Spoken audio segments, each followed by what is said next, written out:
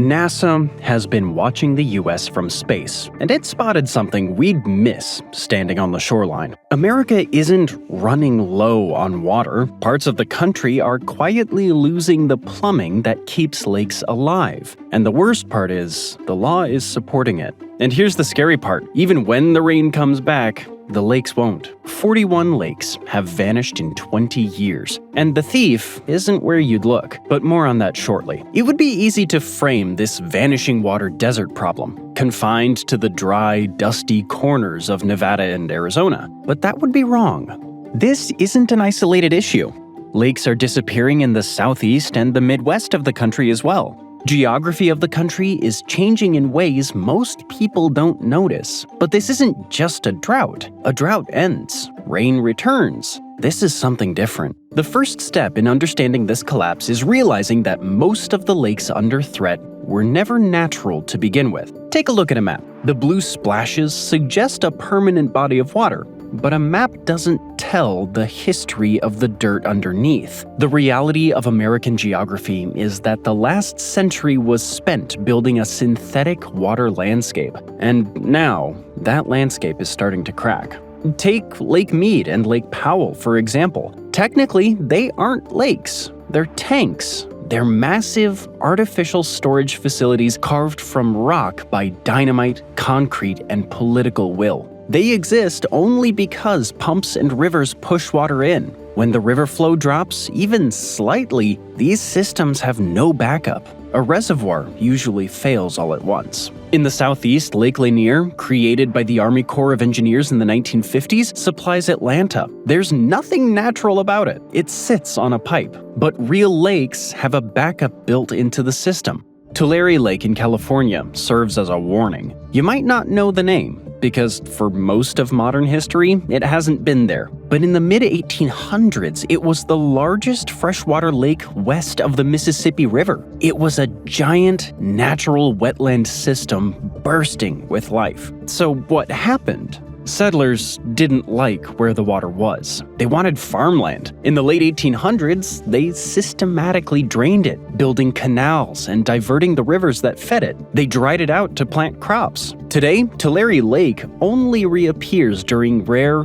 extreme storms, rising up from the dirt to flood the farms that replaced it. It's a zombie lake, rising occasionally to cause carnage. But the real disaster isn't happening where it can be seen. The real crisis is happening beneath the soil. Beneath the United States lies a hidden network of aquifers, giant underground sponges holding water that fell as rain thousands of years ago. For decades, farmers and cities drilled wells and pumped it up. Now, humanity is draining them faster than nature can refill them. This is the groundwater time bomb. And that's the thief I mentioned earlier. Not the sky, not the sun, but the pump beneath your feet. In just 20 years, farmers pumped out enough water to supply California for nearly a year. Since 1900, enough water has been drained to fill Lake Erie twice. This isn't just extra water disappearing, it's how lakes vanish. Base flow, the water table pushing up from below, keeps lakes full even when it doesn't rain. But as trillions of gallons are pumped, the water table falls. Eventually, it drops below the lake. The support system collapses. The lake drains into the ground. And once that happens, it doesn't refill when it rains. You don't just get a drought cycle, you get a permanent downgrade. It's already happening in rural Texas. Farmers are now facing a future without irrigated crops and are capping generation wells. Towns like Perryton, Texas, are already capping irrigation wells because there's nothing left to pump. In the Colorado River Basin, satellite data tells a terrifying story. The loss of groundwater is more than double the loss of surface water in Lakes Mead and Powell. The system is bleeding out from the bottom. Who or what is responsible? Of course, humans. In the Colorado River Basin, human consumption accounts for more than half of the total water loss. Climate change acts as a threat multiplier. It heats up the air, evaporates more water, and melts the snowpack too early. But climate change is just part of the problem. Industrial agriculture and urban sprawl are contributing too. A photo from 1977 taken in California's San Joaquin Valley illustrates this perfectly. It shows a geologist standing next to a telephone pole. Above him, a sign marks where the ground level used to be. The sign for the year 1925 is 30 feet above his head. The ground didn't just settle. It collapsed. When water is drained from the tiny pockets in the soil, the weight of the earth above compresses them until they cave in. The ground itself sinks, a process known as subsidence. In some parts of America, the land is sinking a foot every year. This slow-motion failure is shattering the infrastructure built on top of it. It snaps well casings. It cracks the concrete lining of canals. Underground water pipes are shearing off. Bridges and highways are developing deep cracks in their foundations. In Houston, Texas, extensive groundwater pumping caused the city to sink by several feet over the last century. This changes the physics of the city. It twists the slope of sewage lines, causing waste to back up. It changes the flood maps. Neighborhoods that used to be above sea level have physically dropped down. And when the next hurricane hits, it could be catastrophic. The cost to fix this invisible damage is already in the billions, a hidden tax everyone is paying for water mismanagement. But what about the rain?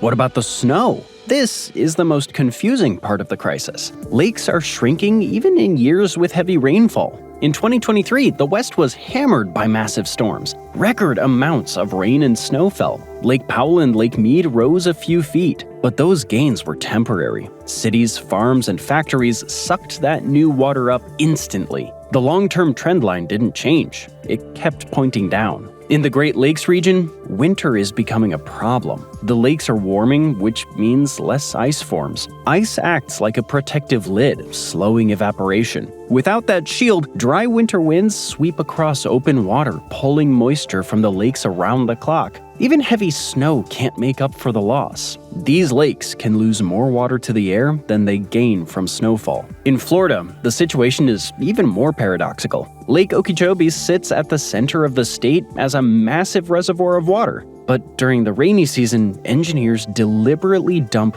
billions of gallons into the ocean. They send billions of gallons rushing to the sea to protect sugarcane fields and nearby cities. Ironically, the lake often ends the rainy season lower than it began. Across the West, lakes aren't dying by accident. They're dying because the law says they have to. The rule is called prior appropriation. First in time, first in right. It was meant to stop miners from fighting over water, but today it only protects corporate farms. Farmers with the oldest claims take their full share first. Cities and lakes get what's left. And because rights are use it or lose it, they pump every last drop, even if they don't need it. The law basically rewards draining the river. The Colorado River Compact of 1922, 7 states promised more water than the river can give, and the lake pays the price. There was just one problem. The river doesn't have that much water. In reality, the river only averages about 15 million acre-feet. The government promised away water that literally does not exist. Because those promises are written into a federal contract, states like Colorado and Utah are legally entitled to their share.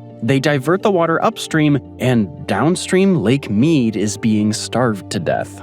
Nowhere is this trap more obvious than in Utah. The Great Salt Lake decline can be measured in feet. In the mid-1980s, the lake was healthy, sitting at an elevation of just over 4,200 feet and covering 3,300 square miles. It was a vast inland sea. By November of 2022, the lake hit a historic low, dropping more than 24 feet. In less than 40 years, it's lost 73% of its water volume. So where did the water go? More than 60% of the water diverted from the lake goes to a single crop, alfalfa hay. Alfalfa is thirsty. It requires flood irrigation. And because alfalfa farmers hold senior water rights dating back to the 1800s, they can keep flooding their fields while the lake disappears just a few miles away. The law protects the crop, not the lake. State efforts to lease water have returned roughly 400,000 acre-feet to the basin, but nature is moving faster. High evaporation rates and upstream farming continue to drain the system. Experts say the lake needs double that, an extra 800,000 acre-feet every single year, just to climb back to a safe level by 2055. But recovering a lake isn't just a matter of hoping for rain. It takes action, both in the ground and in the courts. Engineers can build recharge projects, capturing stormwater and pushing it back underground, slowly refilling aquifers that once fed lakes. But even the best pumps can't do it alone.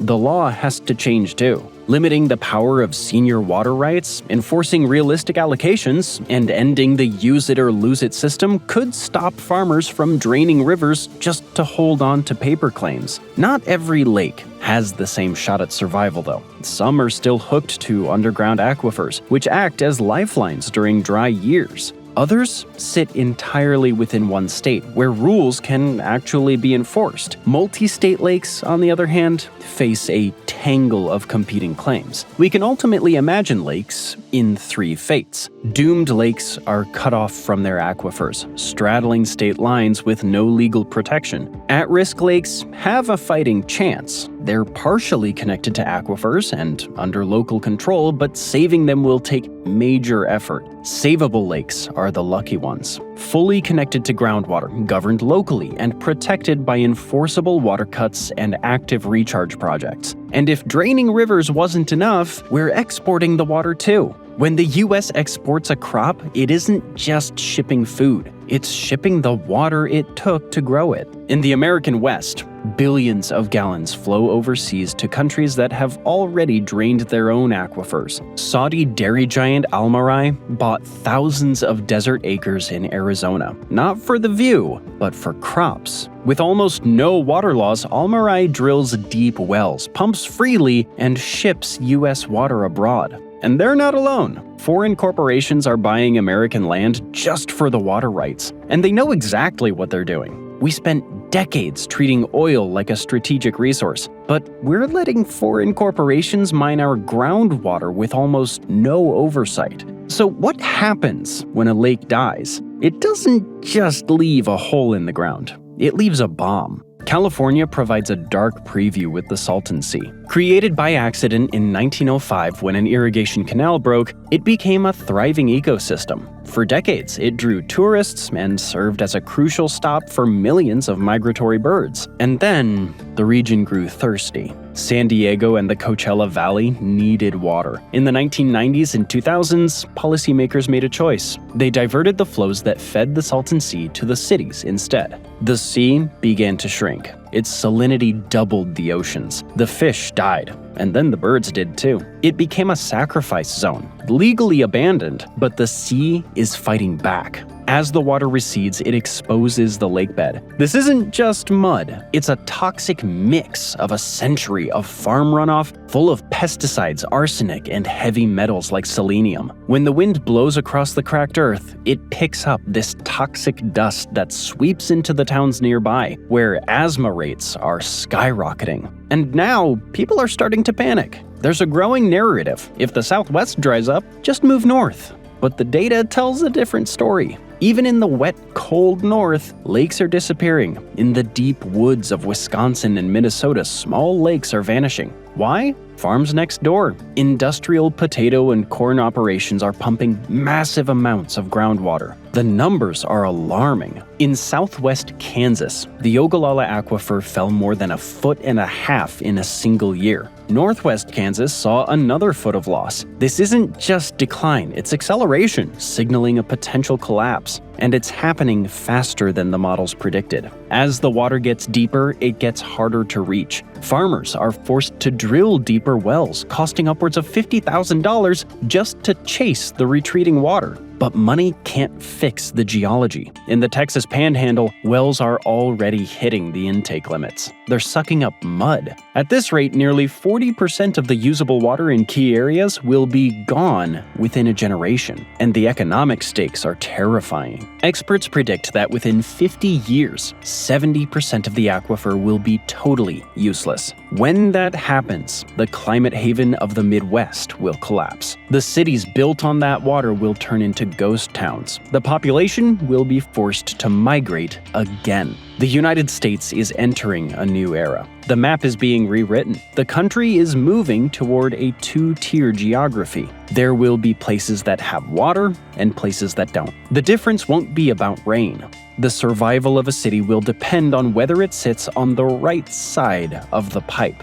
Look at the power grid for another example. The Hoover Dam provides electricity to millions across Nevada, Arizona, and California. But it has a weakness. It needs pressure. As Lake Mead drops toward a dead pool, the level where water can no longer flow, the turbines slow. The dam is already producing 20% less power than it used to. If the water hits 950 feet, the turbines stop. The lights go out. Government projections for 2026 show Lake Mead hovering just over 1,000 feet. It sounds like a lot, but in a dam's life, it is critically low. One bad winter, one multi-year dry spell, and the dead pool becomes reality. While politicians fight over paper rights, the physics of the river are taking over.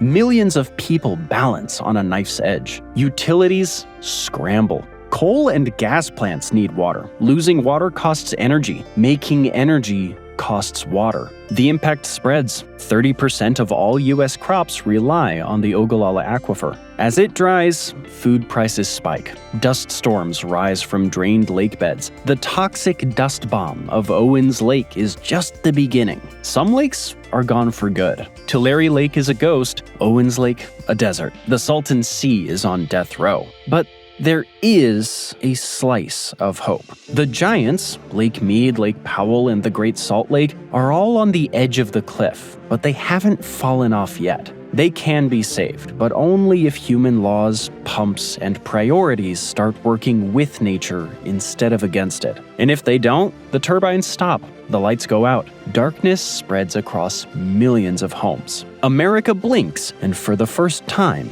it doesn't come back on. Thanks for joining me today. I hope you enjoyed the video, and if you want to see more videos like this, then please consider subscribing and turn on notifications. Really does make a difference. Thanks again, and I'll see you next time on MatPack.